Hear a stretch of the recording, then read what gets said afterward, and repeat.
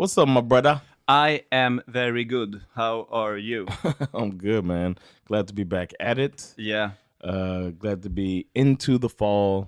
This is going to be coming out even deeper into the fall. Do you get like a anxiety as the winter nears? No. Oh, Jag gillar årstider för att jag vet inte om det jag har blivit lite, jag ska inte säga klokare, men jag har blivit förändrad när jag blivit äldre. Jag vet inte hur du känner, men efter att jag fyllde 40 definitivt. Att jag har blivit lite mer, det har hänt mycket sen typ 2019 var jag tvungen att byta om lite i mitt liv och så här, jag började meditera och sådana saker. Inte på något jätteflummigt sätt, men bara bli mer närvarande. Mm.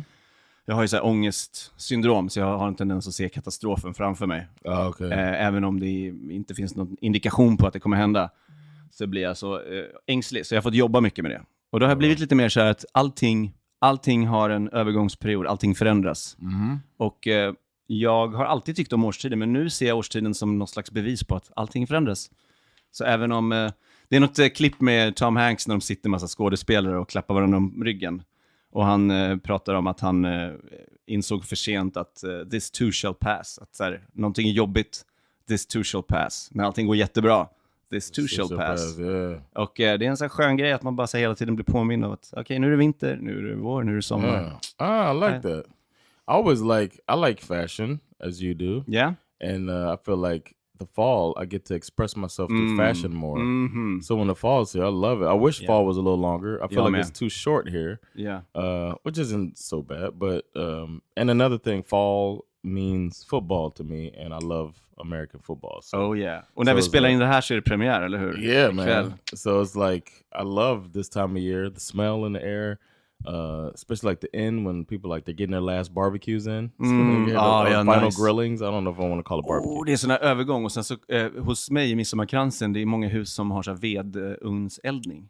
Så man får den här liksom nästan skogsbrand, inte skogsbrand, men du vet det, Little Valborg-känslan. Yeah. You just go down the street, det börjar skymma, gatlyktorna, löven. Yeah. It's fucking beautiful. It's great. And it's pretty. Yeah. Here, awesome. when we get to see for that 2 weeks that it happens, you get to see that orange and brown. If anybody goes to the States, I might have said this on. Du sa det för ett år sedan, tror jag. Ja. Maryland, Virginia, that part of the country, go in the fall and look at those beautiful trees. Underbart. We get it for like 2 weeks here. Take advantage of it. Go outside, touch some grass. Yeah, man.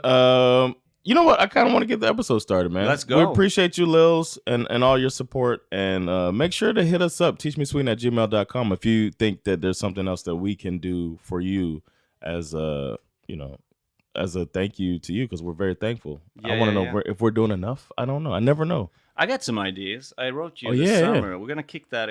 I think we're going to do that. So stay tuned for that.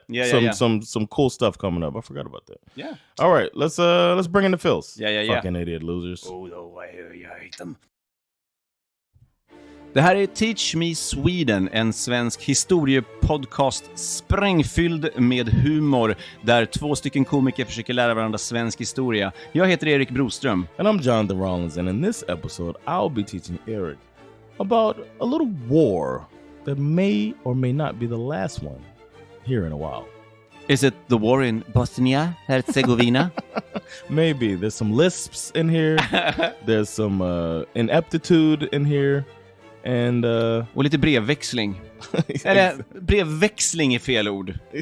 A little ignoring people that has grave consequences. Yeah. Stay tuned. Woo!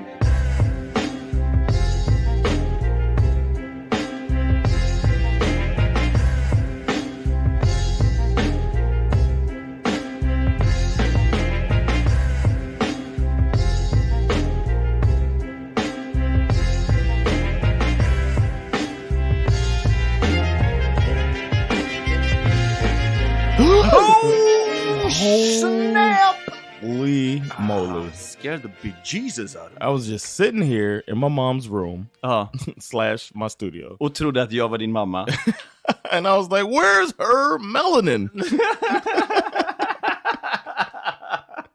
How did she become a white man? Ma, it looks like you've seen a ghost. I thought she was transphobic. She's a trans herself. Yeah, man.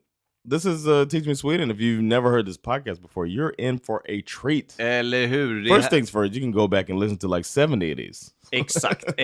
Second thing second, Yeah. you get to learn about Swedish history through comedy. I'm going to take this episode an opportunity to teach my friend Erik about a little piece of Sweden. Och jag kommer göra mig lustig över historien. Yeah. That's how we do it. And we just make jokes out of it because Erik is one of the best improvisational comics in Sweden. And you are one of the best stand-up comedians in Sweden. And we're going to combine like Captain Planet and the Planeteers to make... Jag vet inte vilka det är. Vilka Captain Planet and the Planeteers? Åh nej. Jonathan, you don't know about Captain Planet? What is it? It's like listen up, man. It's like an animated series. Yeah. Where they're trying to teach kids about environmental consciousness. And they have these 5 kids who have different powers. Each one has a ring that has a power. And there's earth, fire, wind, water, and heart. These 5... Heart? I don't know why. And it's the Indian kid, too. Earth is like this African kid. Fire, I forget where they're all from, but they're all an international group of kids. Okay. And they combine their power in order to bring forth the environmental superhero, Captain Planet. Okay. So they'll have like some evil person that works for a factory that's pouring in nuclear waste into the river to ruin the town. And then the kids come together and they use their powers to stop this guy. But if they really need the superpower at the end of every episode, when your powers combine, I am Captain Planet. Varför kan de inte bara göra en gång och låta Captain Planet vara? They do at the end. No, but I mean, they do it once. And hey just man, let him do his thing. Hey man, don't try to ruin my childhood. Because it wouldn't be a TV show, man. Okay. Jag antar att det är dumt att typ försöka förklara logiken. They got 2 commercial breaks that we got to get through. You know what I'm saying? Okay. When they got 26 minutes they need, and with 2 2-minute commercial breaks, you can't do all of that. Okay. If they just call Captain Planet at the beginning, and he'll come out with an attitude. Look, motherfuckers, you got your powers. You could do something. You got fired, man. You could have burnt this motherfucker. Men har de lite krafter själva också? Yeah, typ såhär, like I can burn. And then, like he'll like pull the earth up to block something. Oh, cool. And wind will blow, out something, and then fire will burn stuff. Like they do stuff, and then but Captain Planet sometimes he's got to come in and wreck shop for real. What does Heart do? I never liked Heart. No, little Indian kid, just loving people. Just just like do not lose heart. He would say that all the time. That's his thing. Yeah. Oh my god. And they say there's a he's song. the moral, like he's the pep talk of the group. Maybe, I don't know, but he did have a ring. But there's a jingle for Captain Heart, Captain Planet. Oh, Captain Planet. And I'm gonna sing the jingle now. Okay. Because good shows back then. This is the 80s, 90s. Yeah, Those shows had jingles. Uh-huh. So it goes like this: Captain Planet, he's our hero. Gonna take pollution down to 0. Gonna help us put asunder bad guys who like to lose their under. And then they say, you'll pay for this, Captain Planet. Who's that? We're the planet, a bad guy. Okay. We're the Planeteers. You can be one too, because saving our planet is the thing to do. Looting and polluting is not the way. Hear what Captain Planet has to say. The power is yours. This is very progressive for an American television show in the 80s, in the 90s. 80s, 90s, man. When I was a kid, man, Captain Planet was that show. I didn't even know they had like an environmental agenda at all. That's awesome. Yeah, they do. Cool. And then I lived in Texas for a bit when I was a kid. We're going far, but whatever. I lived in Texas for a bit when I was a kid, and they had like "Don't mess with Texas." They do like a Cowboys, like "Don't mess with Texas" for littering. Wow. Telling you if you litter, you're fucking with Texas. We'll kill you type of thing. Oh my God, someone's going to shoot you. It's like being aggressive about don't litter. That was their litter campaign. Don't mess with Texas. Because then Johnny Bravo's going to shoot you. Captain Planet's going to kick your ass. Pop a cap in your ass. With a big belt buckle. You know what I'm saying? You better stop fucking with the environment. That would have killed me, Captain Texas. He never spits his tobacco out. No. I just swallow it because I love the planet. Det borde ni också göra, kids. Remember, spit your tobacco in the toilet. Swallow your tobacco. And shit it out later. It's me, Captain Planet. Nu börjar det låta som en riktig amerikansk tv-serie. Shoot the bad guys with your AR-15. Captain Planet. Right. But this episode has nothing to do with the environment. Jag hoppas att det inte har något med miljö att göra, för jag är trött på miljön nu. Oh yeah, exactly. We're gonna stay away from that. Okay. We're gonna talk about something that I'm gonna bury the lead, as we say in our field. Okay. After the Russian Emperor Alex I concluded the 1807 Treaty of Tilsit with Napoleon, Alexander, in his letter on September 24th to the Swedish king, this is 1807, King Gustav Adolf IV. He informed the king that the peaceful relations between Russia and Sweden depended on Sweden's agreement to abide by the limitations of this treaty, which meant that Sweden had to follow the continental system. Vad innebär det då? The continental system in French is called blocus continental. Vad heter det? Blocus continental. Is this French? Yeah, this is French. Blocus continental. Blocus continental. It means that we will keep all the women and the brie. Exactly. Captain Planet. No, it was also called the continental system. It was a large-scale embargo by Napoleon against the British Empire.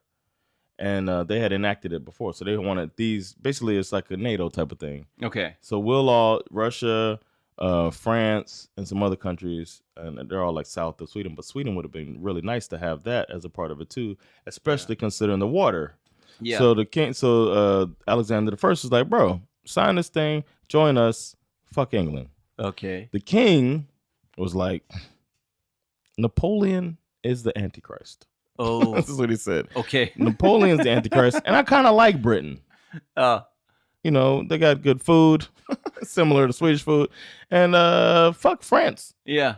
So no, I don't want to be a part of it. Bra Gustav. So what he did was he said he's going to talk to Britain. Mm-hmm. And he's also going to prepare an attack against Denmark. Fan har de gjort det? Var de med i den här? Denmark had some, they're part of the bloc too. Okay. And Denmark, they had some Norwegian possessions, and he had his eye on those. So he was like, he's like, I'm not going to respond to Alexander. Instead, I'm going to let him just not get an answer, avoid this for a while. Yeah. And we're going to fuck up Denmark. Which brev? Got lost in the mail. It'll work itself out. I didn't hear it. I didn't get it. We have PostNord. What do you think? Yeah. What do you expect? Du vet att det tar 5 veckor för oss att få något. Instead, he attacked Copenhagen like, fuck it. Snyggt. Because what could go wrong? Nej, eller hur? And Alexander the First was like, what the fuck, bro? We got these treaties. I wrote you the letter. You're not responding. So he said, I demand you, Gustav Adolf, close the Baltic Sea to all foreign warships. I need your help with this. Boom. Let's keep these motherfuckers out of here. Har Ryssland Finland vid det här laget, eller har vi Finland? We still have Finland right now. No answer. Gustav's like, So then November 16th rolls around. He's like, bro, haven't heard from you. I know. Du får honom att verka så skön också. Hey man, it's me, Alexander, bro. I wrote you 2 times. What up? Hey, Slim, I wrote you, but you still ain't called me. I thought we would hang. He's like, Stan. He's like, Dido, come in here, Dido. Got out of bed at all. Wrote a letter off from Russia with designation Stockholm. Didn't show up. Dear Gustav, I wrote you, but you still ain't called me. I left Dear my page G. myself and my home phone at the bottom. You must not have got him. The phone's not invented yet, but that's not a problem. Alexander Graham Bell hasn't done his thing yet. So Gustav, in true Gustav fashion, he took 2 months to respond. It's November now. And then he finally responded like, all right. Send a raven. Yeah. He wrote back, Dear Stan, Dear Alexander. Tell him my palms are sweaty. I just ate mom's spaghetti. Knees weak, arms are heavy. There's blood on my sweater already. Mom's spaghetti. Send the bird. Love. The G. This is King G. All right, so he wrote back, "It is impossible to honor the previous arrangements as long as the French are in control of the major Baltic ports. Like, fuck that. I don't want to deal with Napoleon." Yeah, he's Antichrist. So Gustav, before answering, had already locked it up with Britain. Ja, This is now February 1808. But in December 1807, Russia was like, if they don't give a clear, it's you either with us or against us. You're gonna force us to act. And the Swedish officers were like, King, G, I don't know if we could beat Russia in a war. They're bigger than us. They're more experienced than us. It's not a good idea. And Gustav Adolf, he was like, we could defend ourselves against Russia. I'm the real Slim. I beat Papa Doc in a battle. Alexander looked at it like, all right, this could be a win for us. If the guy wants to be stubborn, then this is our chance to take that little country between us, Finland. Because if we take Finland, it pushes the Russian-Swedish border further from the capital. Yeah. So this works out for us in case of some future hostilities between the two powers. We can it's better for strategically. So let him keep fucking up and we can go take it. Yeah. He's giving us a reason. Right. And then another reason that this was stupid, and the generals were like telling G this is a bad idea, is because Sweden already started fucking with Denmark. Ja. So now you're going to have a war on two fronts, which is the worst thing you want against a power like Russia. Ja, för fan. That's war fighting 101 is what I wrote here. Yeah.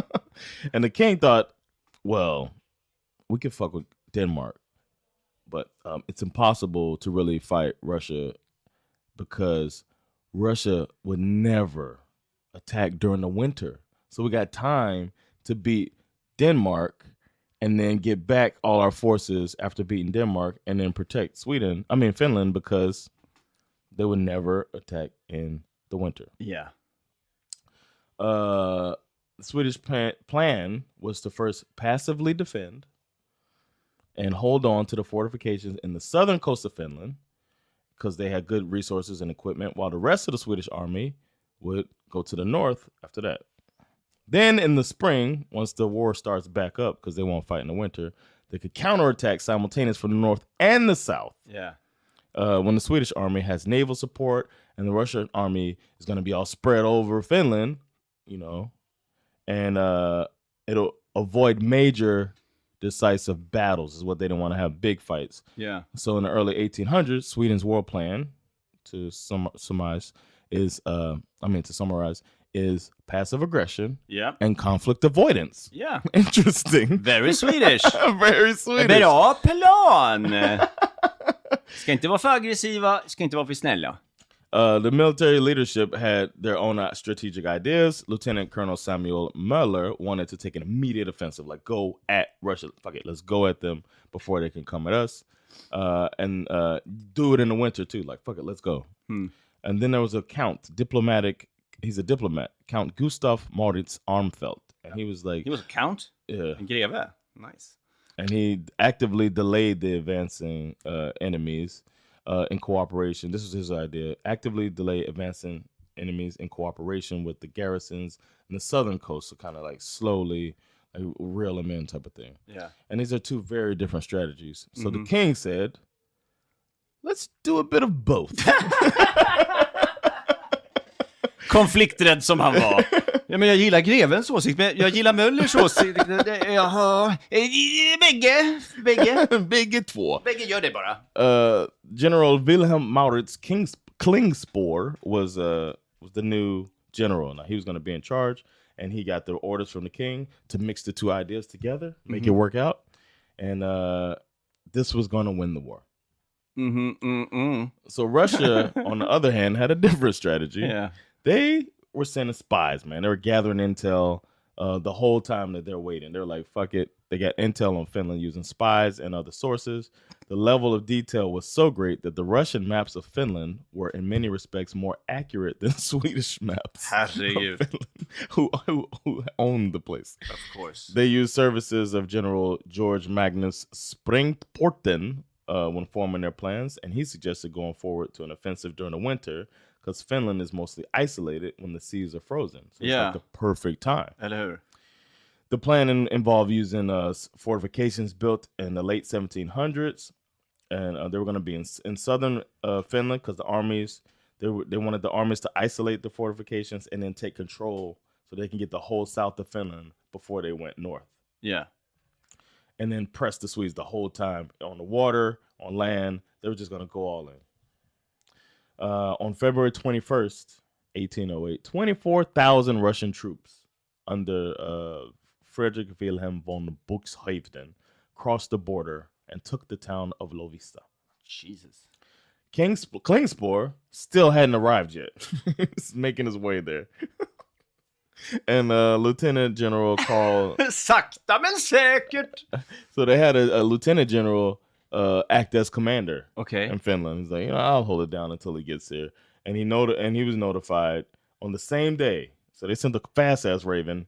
Russian invasion is here.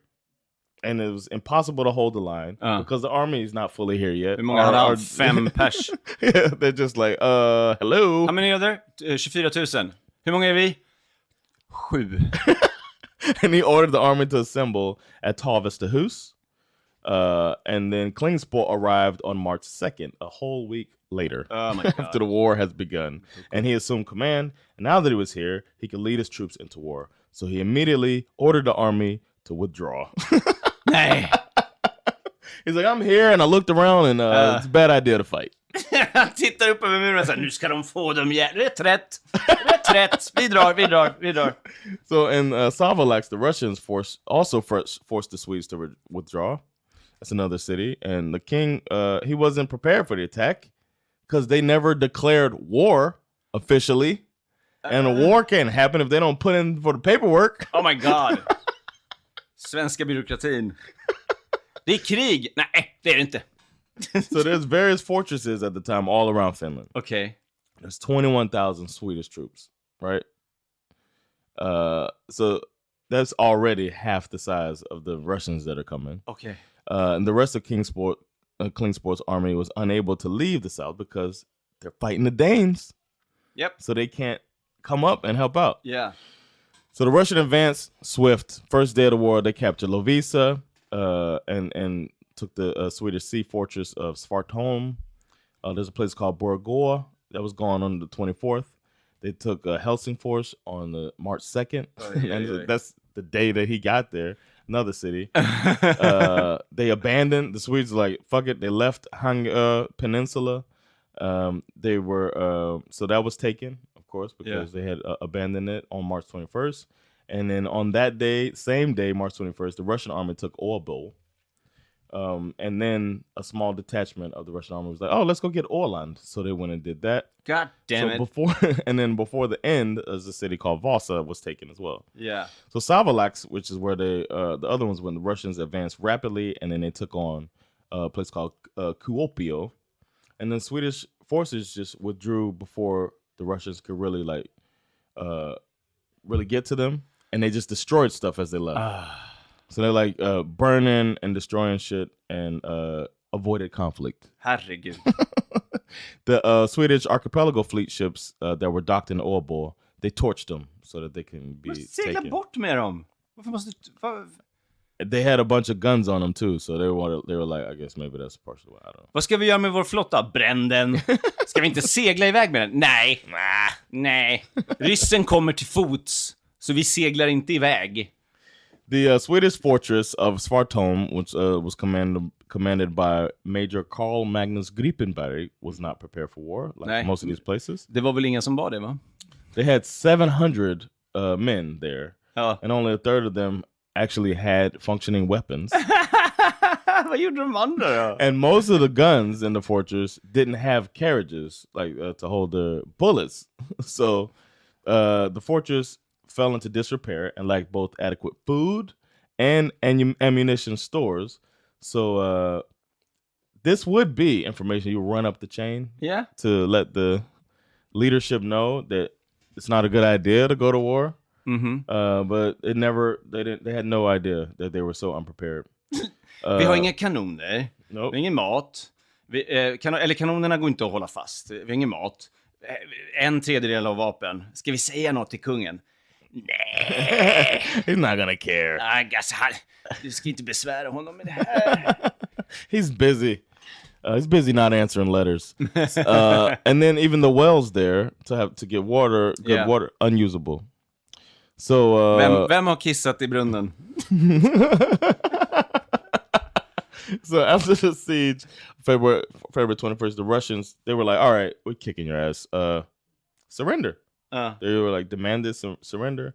But the Swedes were like, no, we do not surrender. We're running away, but we're still at war. We'll figure this out. Things are going great. And then March 2nd, they're like, offered another surrender. And they were like, nope. And after a meager Russian bombardment, Griepenberg agreed to negotiations on March 10th. The fortress officially surrendered to the Russians March 18th after a siege that lasted roughly a month, with just one man having been wounded in action. That's all. En skadad. Only one. I hela kriget? Yeah. To take Svartholm. Oh, ja, okej, ja. And then Admiral Karl Olof Kronstedt, Admiral means it's Navy, he was prepared for the war. He's got 6,000 men, 700 cannons, enough stores to last through the summer of the next year. And he torched the ships. They were strong enough to prevent Russians from trying to storm the fortress by surprise. Instead, the Russians hit Sveaborg, the other city, and they surrendered May 6th, 1808. After prolonged negotiations with Russians, as Kronstedt and his council believed, resistance was futile. He was like, they're everywhere. They're all around us. Yeah. We're prepared, but they'll take us all out. Så det här är typ hela Finland nu, eller hur? Yeah, basically, yeah. They're just knocking out Finland. I don't know Finnish geography, but... I think so, because everything has been leading up like coastline, Helsingfors, Åbo, going up. Okay. The Russians gained the main body of the Swedish archipelago fleet intact, as well as large stores of supplies and munitions. Jesus. So the burning didn't work. The Russians advanced considerably, but they had also gained the coastline, as you were saying. After the sea would be clear of ice, there would be nothing to prevent Swedish forces from landing troops on the shore, though. Yeah. So now we got a little hope. With the Royal Navy supporting the Swedish battle fleet, there was little the Russian battle fleet could accomplish. Yeah. The English. Right. Capture of the main body of the Swedish archipelago fleet had resulted in a real advantage to the Russians, since it allowed them to gain superiority in the narrow waters of the Finnish archipelago, where large ships of the line could not operate. Even the powerful explosion at Sveaborg, which destroyed several of the captured ships, did little to change Russian superiority in the archipelago. Russians used guns from the burned ship and those which burned during the winter, and constructed several fortifications on the coast. Under the next colonel, the Swedish army counterattacked and began to halt the Russian offensive. So now we got a little something. Swedish army, they started advancing back south, and it got a little bit of success. And the advance was slow. Operations were halted now because of the thaw. The ice is now turning into water. Yeah.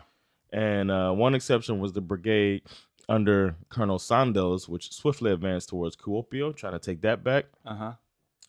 And then this Russian general Tukov was dispatched to the north of Finland, and he left garrisons in every fort along his way. And it reduced his unit to 4,000 troops, which wasn't enough to hold them off. And the Finns, they started guerrilla fighting. Nice. Like hiding out in trees and shit, and like setting traps and like fighting like Vietnam type shit. Snyggt. And they started trying to take some way back. Now, by May, Russians, they suffered more setbacks. They got driven away from Gotland. Ja, de hade Gotland också. Yeah, and Åland. Yeah. And there was a Swedish flotilla was supported by the local populations. So a little more kind of guerrilla shit. Yeah. And it compelled the small Russian force left on the main island to surrender. Then they invaded the island of Kumlinge, where the bulk of the Russian garrison on the Åland Islands were based. And after a 2-hour-long battle, the local militia, together with the Swedish landing force, overwhelmed their enemies. Så det var inte ens den kungliga armén, det här var bara folk? Yeah. De bara, fuck it, vi gör det själva. I can't do a Finnish accent, but yeah. Vi gör det själva. Den där svenska kungen är sån liten tönt. Exactly. And Colonel Vujic and his garrison, they surrendered. The what do you call it? Russian. Han Tukov. Yes. Tukov du om mig, sa de. Tukov du om mig eller hatar du mig? Then on May 26th, a British fleet carrying 14,000 troops under Sir John Moore entered the port of Gothenburg. Now we got some reinforcements. Oh my God. And this is the reinforcements the Swedes needed to turn this thing around. However, King G, had some disagreements with him. And it's probably over some bullshit. They don't say exactly what the disagreements were. Ni måste prata svenska! Did you sign up? Did you sign the papers? Did you send the paperwork? Om ni kommer in i vårt land, då måste ni lära er språket. So they didn't stay. They were like, all right, we'll move on and we'll go fight we can use these guys in France. Yeah. So de åkte till Frankrike istället. And Spain. They were like, we'll go. So they said, you know what? Since we can't come to an agreement on the troops, got some battleships for you, which you probably can't man because you don't have the troops. And here's 20 more ships. So 16 battleships and 20 travel ships that you can use. And we're going to keep going down. We got a war to fight. We don't have time to bicker with the fucking king. Yeah. So they didn't have those reinforcements. The two sides fought on through the summer months of June and July. They battled over Gotland in back and forth fashion. They fought on Åbo. Mm-hmm. The Russians were slowly advancing on Finnish territory, taking control. The Swedish side was becoming outnumbered as Russia gained land and their naval presence was increased to an equal number as the Swedish-Finnish fleet.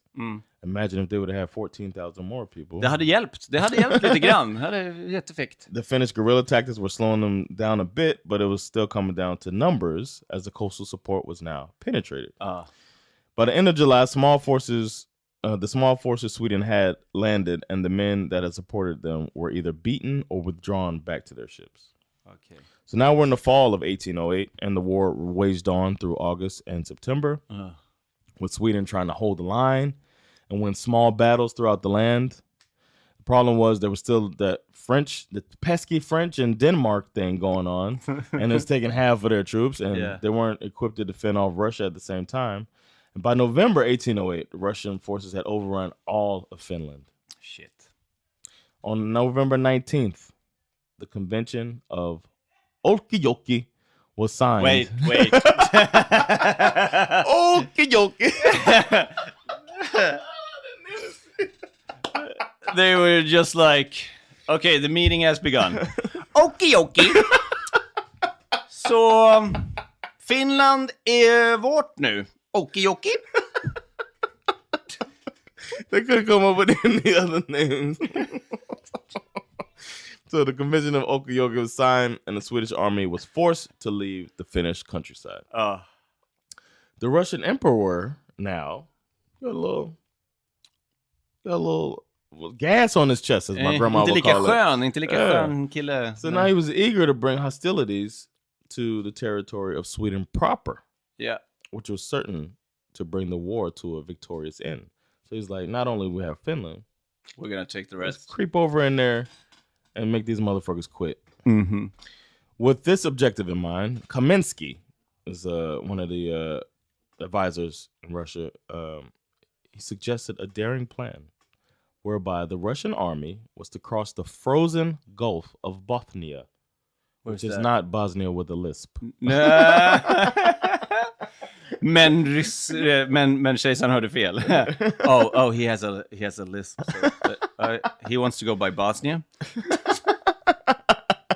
The king sent all of the troops to Bosnia. Yeah. No, I'm just kidding. And then the Swedes won. Yeah. Where's Bosnia? No, I mean, for real. No, where is it? I'm guessing it's around the west side of Finland. I'm guessing. I don't know. Yeah. But one unit was supposed to march from Vasa towards Umeå, so this got to be the north. Oh yeah. Okay, sure. And the other from Åbo to Åland. Oh. And then towards the vicinity of Stockholm. Oh, so Bosnia must be Bottenhavet. I think, because it's Östersjön, Oh, so and it's then it the blir Gulf. Bottenviken heter det. Okay. So just where they meet at the point. Okay. I think that up is Bottenviken, so that that's must the be Gulf of Bothnia. Okay. Yeah. And then a third unit would advance into Sweden by land, going around the Gulf and through the town of Tornio. Right. Yep.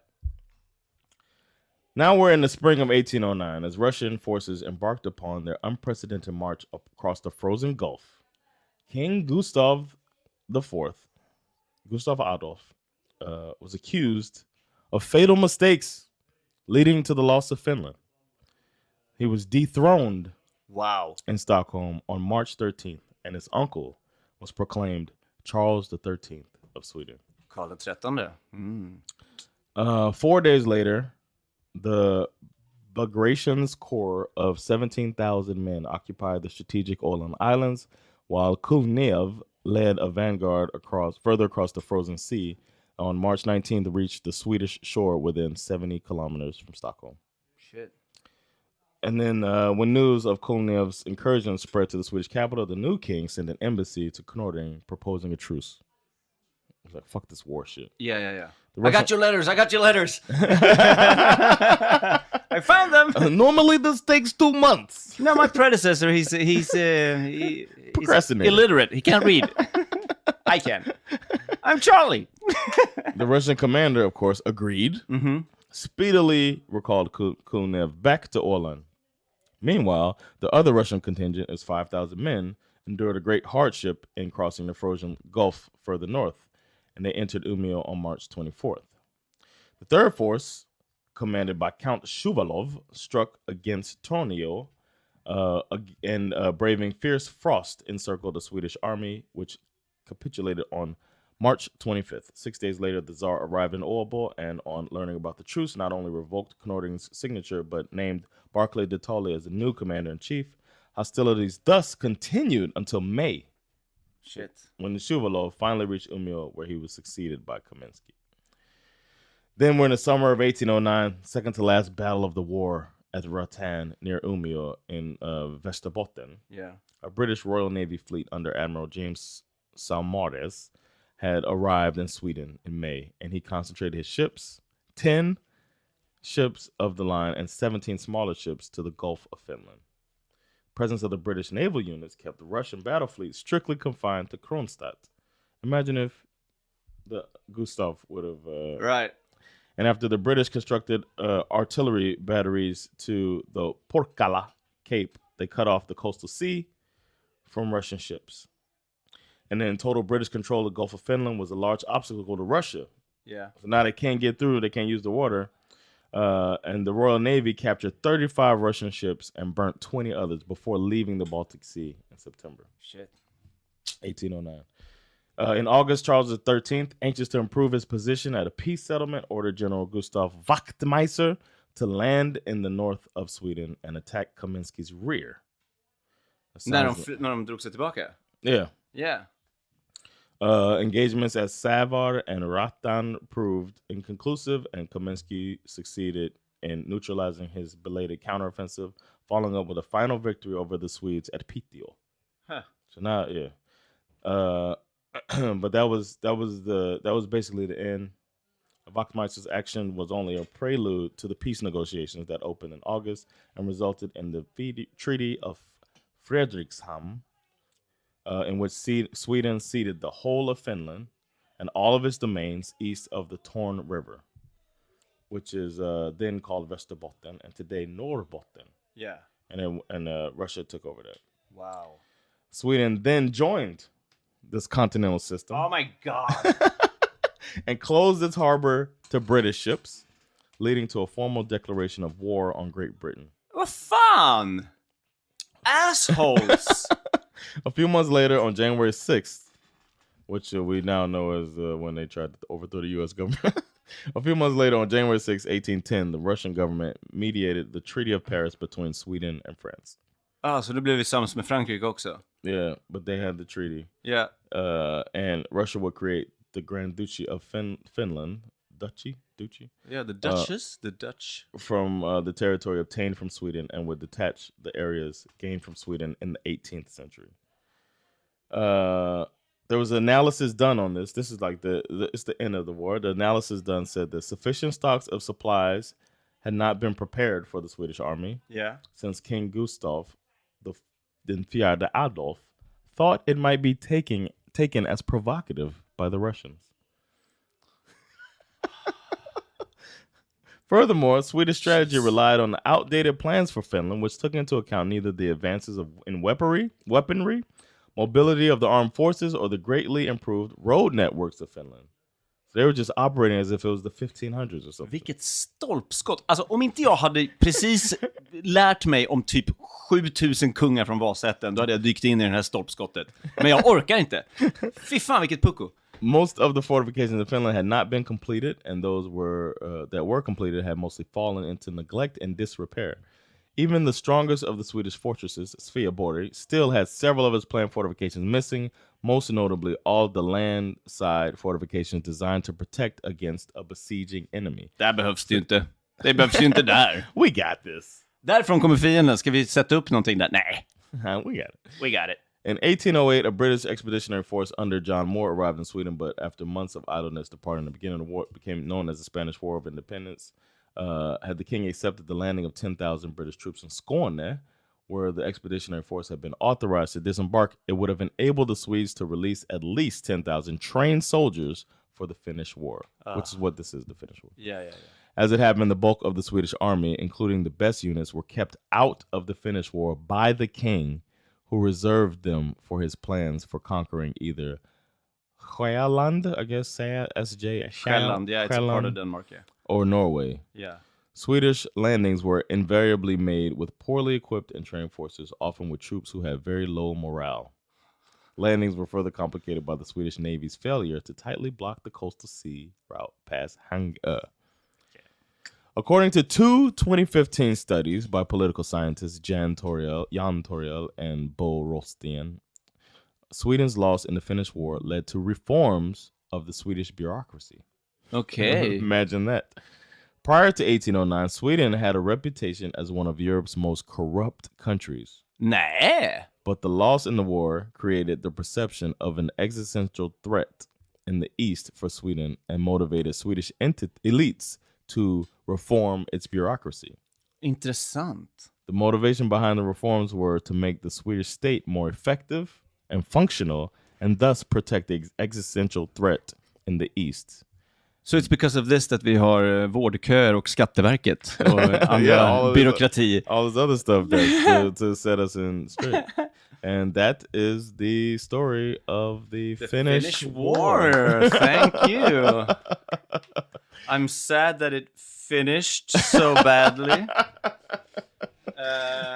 Vad intressant. Jag har hört talas om finska kriget, men jag har inte vetat vart i historien det har varit. Intressant. Then, right? Yeah, because we've talked about Gustav Adolf and we've talked about Charles XIII. Yeah, but in passing. Yeah, because we focused on like Gustav II Adolf, and this is much later. Yeah. What an idiot. Mm-hmm. It's like, but that's the last time Sweden was at war. Yeah. Oh shit! Just det. It's the last time. Yeah, they stopped. That's it, right? Yeah, so that's a good thing. But yeah, that's it, man. That was. God damn it! Thank you very much. A little Sweden right there. Intressant. I thought it was cool, man. Jätteintressant. Thank y'all for listening. You can check us out more. We got a lot of episodes. If this is your first one you heard or you haven't heard them all, go back. A lot of fun episodes in the past. I listen back sometimes. It's good stuff. Det är kul. And you can send us suggestions. Ja, ifall du vill att jag ska prata om någonting ur svensk historia, då kolla först att vi inte har pratat om det. Och så skriver du skriv så här, till Erik på teachmesweden@gmail.com. Yep. Och om du vill att det är Jonathan som ska få det, skriv det på engelska och skriv to Jonathan. Yeah. För vi ska inte se varandras ämnen. We take it very seriously. Yep. We do not look at each other's stuff, man. We have no idea. We don't look at each other's stuff, all right? And if you, but you can write it in Swedish for me. Just make sure that in the title you write that it's to me. Yeah, right. So that so don't feel like you have to have perfect English or anything like that. Men bli Patreon också för att patreon.com/teachmesweden. Jag tror att vi har typ så här 200 000 Patreons nu eller något sånt där. Det går skitbra, så bli en av dem. Bli vår 200 000 ett. Varför inte? Get ad-free episodes and extra conversations before and some extra stuff. So stay tuned for that, and thanks for checking it out. It's been Jonathan Rollins och Erik Broström teaching you Sweden. Fred.